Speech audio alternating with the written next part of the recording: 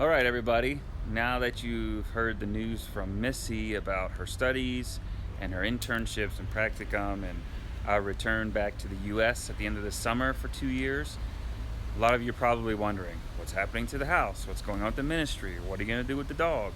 Well, I'm here to tell you today what we're going to do with all that. So, some of you may or may not know, but we currently rent the ministry center down the street from us. It's another house, and we're going to be converting our house into the ministry center. So it's going to be office. They're going to host teams in our house and all that stuff while we are gone. This will help servants with some of the rent.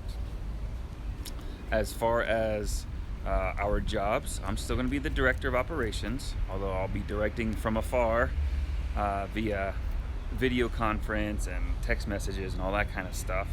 And Missy's going to be transitioning a little bit into the family coordinator position. Since she won't be able to regularly visit families, she has trained two wonderful women who are currently doing it and doing an amazing job of it. And so, thanks to the quarantine, we are kind of making the transition already as if we are from afar and directing everything. And so Missy has been able to coordinate between the two family representatives, two Guatemalans, and guide them in how they are caring for the families. And then Missy's also calling and just kind of directing that whole process and coordinating it. She's doing a great job, as are the other two women. And I continue my work with Christian, and who's the administrator.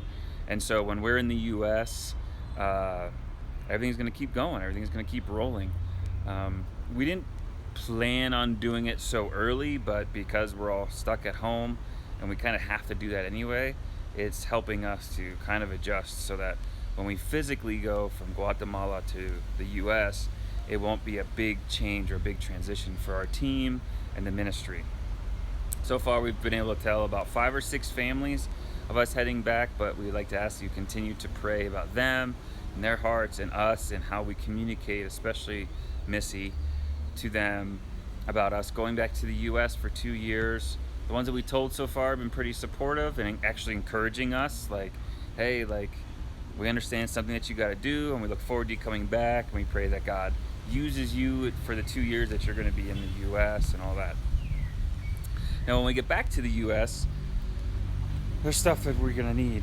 We're still kind of looking for a house to live in for those 2 years. So if you hear of anybody who's going to be renting a house that'll accept our pets, we're bringing the dog and one cat back. The other cat, mine, is staying here to keep patrol up for rats and cockroaches. So we're also looking for vehicles, and some of you were asking, hey, is there anything that you need? Do you need a table? Do you need chairs? Do you need this? Do you need that? We're currently putting together a list, and we're going to publish it online so people can go on there and see what our needs are and then check them off the list for us and all that kind of stuff. And so we're currently working on that. Missy's current class ends in the middle of May, and so that should free up some time for us to be able to kind of work together and put that stuff together.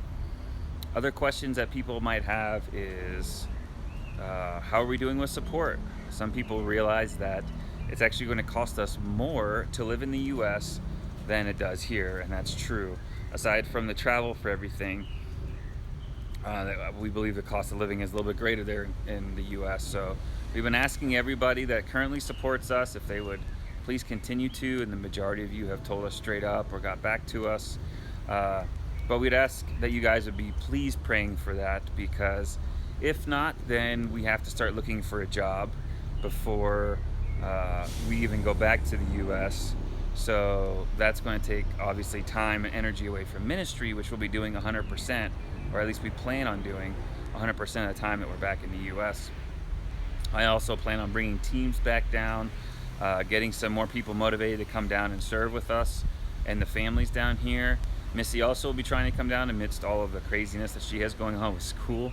But we do need to be coming back regularly just to maintain our Guatemalan residency and all that stuff. And so, well, that's my update. That is what is going on. If you have any other questions, please feel free to comment or just respond to the email.